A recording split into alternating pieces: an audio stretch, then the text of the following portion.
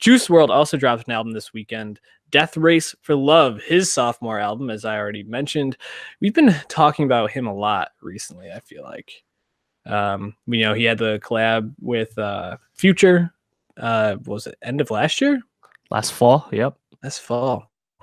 And I think October. we also did we review his debut album?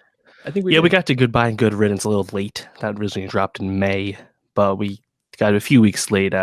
Once Lucid Dreams, the single from that, was blowing up, and he very quickly. I mean, he's just now 20 years old, but he very quickly became a very big figure. Yet another new rap star. Yet another rap figure that mixes lots of rock influences and teen angst, a lot like X and Lil Peep and Uzi. So not something that's new, but something that's very much the wave. Also, another rap star that's very much mixing melodic and singing flows along with SoundCloudy raps.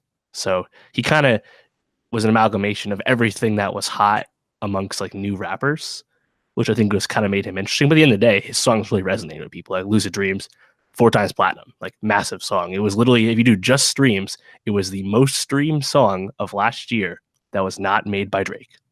Damn. Fucking massive. It's crazy. Yeah, and this album sold really well. 165,000 in just the opening weekend. He's kind of being lauded as the next big rap artist out of Chicago. Listening to him though, you just mentioned a couple of people that he's compared to. I just kept thinking he's like the palatable X, in a sense where he's the sad boy who talks a lot about, being alone and broken relationships. And he just does it in a way that I think more people are able to listen to it and not feel put off. X is very polarizing, not only in his personal life, but also he has basically metal with like trap. And I don't know, it's an interesting mix, but I feel like Juice WRLD brings in like island sounds and electric guitars, but not to the point where you're like, oh, this is like a really heavy guitar, just like, oh, this is a nice normal electric guitar. So I feel like he just kind of walks that middle line well, where he brings in this sad vibe, but does it in a way that more people feel they want to listen to. Right. Yeah, it's funny because speaking to that fame, he also immediately got very rich, like $3 million Interscope deal last year. Immediately, very famous, very successful, and that really frames a lot of the content on this. It's a trope, but it's I'm rich yet I'm still sad. That's Juice WRLD right now. But also, like my thought for the second album was, oh, Juice WRLD, yeah, he's still sad. Like he's still not doing great. Sometimes it sounds like still self-medicating. I'm still worried about that. Please seek out help if you need it, man.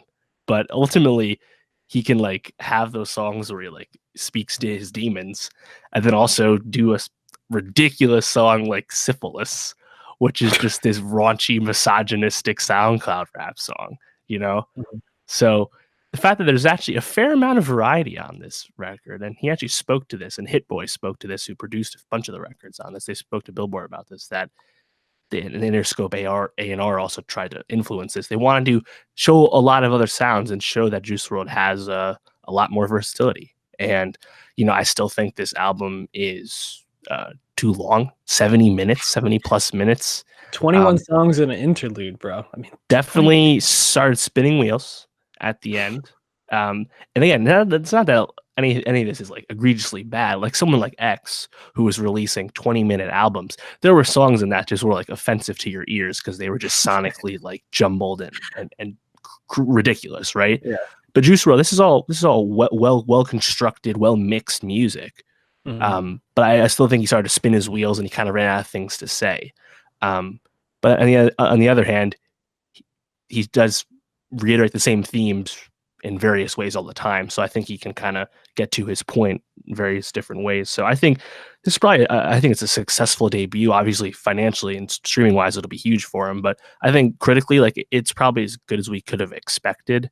Because I mean, right from the first album, and obviously a lot of EPs before that, but that first album, we got a lot there, and like more than anything though, it was like here's potential. Like this album is not amazing, but there's a lot of potential here, and I think Death Race for Love is just kind of the natural progression of that. Where yes, there's a lot of potential here, and he's proving that he can do lots of different things, but I still want to hear more focus and refinement, because he even mentioned that he doesn't really write, and I'm like, you don't need to do the Migos thing, man, and just hop in the booth and show off your talent. Like you can put some more work in this. I mean, he said they made him and Hit Boy in Hollywood made like 20 something songs in like a 72-hour period. And every track on this album was from that session. Some of them were beats were constructed from producers older otherwise, but like everything was right there except for Robbery, which was as old as the songs from last year. So I'd like to hear what he can do with a little more fine tuning, I guess. But I mean, what do you think?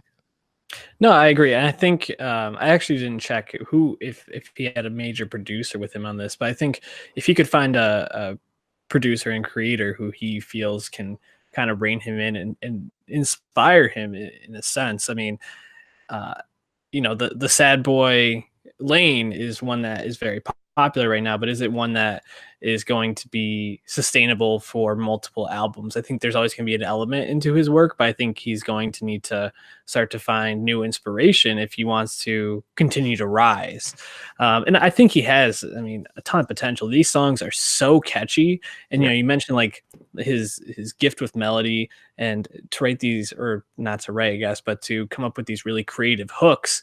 And like songs like Ring Ring or Who Shot Cupid, even though I was like, this lyrical content is kind of lame, I was like, still like, I'm enjoying this. Like, I'm enjoying this song. So I think he has a lot of potential. I agree. I want to see him work with somebody who maybe inspires him or pushes him into finding that next level for himself. You mentioned Syphilis. I'm guessing that's probably not your favorite track on this. What are the songs that stood out to you? Yeah. There was, speaking of the production ones more, there was some cool beat switch ups on here towards the end. The problem is it's a long record, so you kind of forget about them. But like the Bee's Knees, I thought that was really cool halfway through. There's a few other moments like that.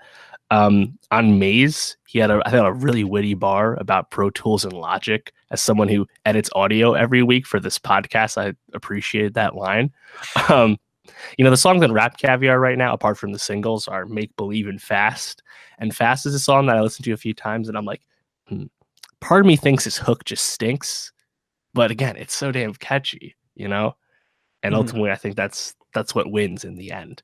And like there were songs on here that it's like, man, you're telling me you're really sad, yet these 808s are hitting really hard right now, man. I don't know if this mixes well, Right.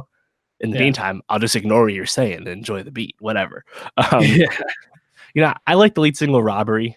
I think that one's pretty cool, and which makes sense. It's in the vein of the older songs he recorded it with. Bee's Knees, like I said, they're Hear Me Calling, the other single, I guess is pretty cool. That's definitely a little slower, more ballady. But yeah, I think anyone who was a fan before, you can find a bunch of different songs on here. Definitely. What do you think? What else did you like? I already mentioned Who Shot Cupid and Ring Ring, especially the guitars in Ring Ring pulled me in the beginning, and then it was just so catchy. One of the few features on it too, with Clever on that.